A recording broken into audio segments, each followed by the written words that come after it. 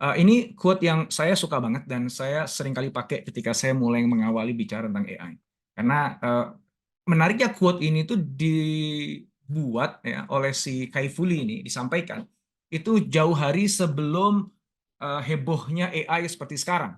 Jadi sebelum generatif AI yang bikin heboh dunia sekarang ini masuk ke mainstream gitu ya. Dia udah prediksi bahwa AI is going to change the world more than anything in the history of humanity, bahkan lebih dari electricity.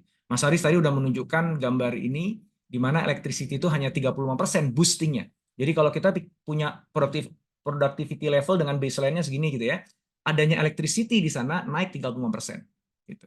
Nah ini baseline-nya naik loh ya. Jadi bahwa gara-gara electricity ada perusahaan yang bisa 100% naiknya ada. Tapi baseline industrinya naik 35%. Jadi perusahaannya nggak ngapa-ngapain, selama pakai listrik aja colokin, itu udah naik 35%. Nah, sama dengan AI.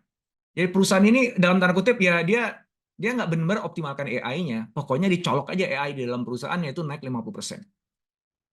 Dan kalau kita lihat lebih detail lagi, ini adalah revenue yang bisa di-generate dengan menggunakan AI dan juga cost yang bisa dihemat dengan menggunakan AI. Sebelah kanan adalah revenue, sebelah kiri adalah cost-nya yang bisa dihemat gitu. Dan ada di tengah itu adalah fungsi-fungsi dalam perusahaan. Ya, ada marketing and sales, product and service development, sampai risk sama dengan HR. Nah, intinya adalah kalau saya ingin sampaikan melalui slide ini, setiap perusahaan pasti punya kepentingan untuk pakai AI. Kenapa? Karena every single function yang ada dalam organisasi itu akan bisa disupport oleh AI, bahkan produktivitasnya bisa di-boost, bahkan langsung berujung kepada cuan. Nah, yang menarik adalah kalau saya 25 tahun bergaul dengan teman-teman HR, karena saya adalah salah satu pendiri Kubik ya di tahun 99 ya. Jadi sekarang Kubik itu udah 25 tahun dan kalau Kubik fokusnya adalah kepada leadership dan pengembangan diri. Jadi temannya banyak gaulnya sama teman-teman HR. Saya dengan Cias, dengan sahabat-sahabat saya di sini, dengan Mas Wahyu, dengan Mas Taufik, Mas Haris, dan Mbak Tiwi, dan kawan-kawan ini, kita fokusnya pada corporate innovation. Dan kita lebih ke aspek consultingnya, sementara kalau Kubik trainingnya. Nah, salah satu yang saya sering dengar dari teman-teman HR, sepanjang 25 tahun ini, adalah kesulitan untuk mengkuantifisir, apalagi menghitung dari sisi finansial aspek kontribusi dari HR itu sendiri. Karena memang sifatnya lebih indirect. Gitu. Nah, sekarang dengan adanya AI ini, peluang HR untuk menunjukkan kontribusinya secara lebih konkret, secara lebih kuantitatif, secara lebih finansial itu besar. Ya, karena memang keberadaan AI itu secara signifikan dan konkret ada proof-nya memang dongkrak produktivitas. Dan itu dirupiahkannya mudah sekali.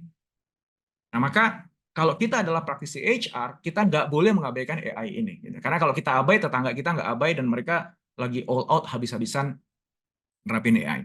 Dan sejak awal tahun, sebenarnya akhir tahun sudah mulai, tapi awal tahun itu makin rame. Kayak di Ramadan ini nih, Masya Allah nih, Ramadan yang kayaknya paling paling ini saya paling sering jalan-jalan gitu. Jadi pagi hari diminta bicara di sini, siang hari di sini, sore hari di sini gitu ya. Bahkan diminta makan makan buka puasa bersama dulu deh sambil ngomongin AI gitu. Tadi malam juga baru kejadian gitu. Dan beberapa di antara perusahaan-perusahaan yang undang saya untuk diskusi ngobrol tentang AI itu menunjukkan keseriusannya. Bahkan dari BOD-nya, dari chairman-nya, dia langsung buat komitmen, dia kumpulin semua karyawannya, dan dia langsung deklarasi bahwa kita harus jadi AI first company di dalam industri kita.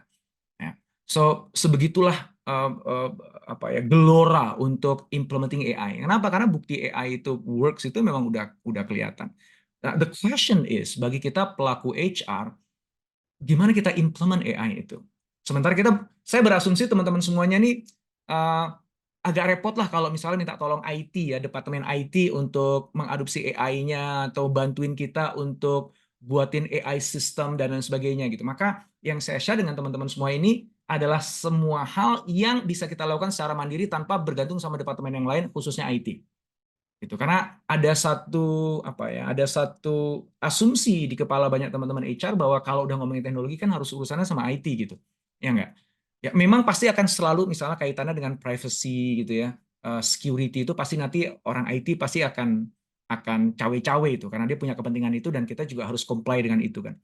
Tapi menariknya dengan AI tools yang ada sekarang, kita nggak butuh orang IT untuk sekedar menggunakannya, untuk leveraging itu semuanya.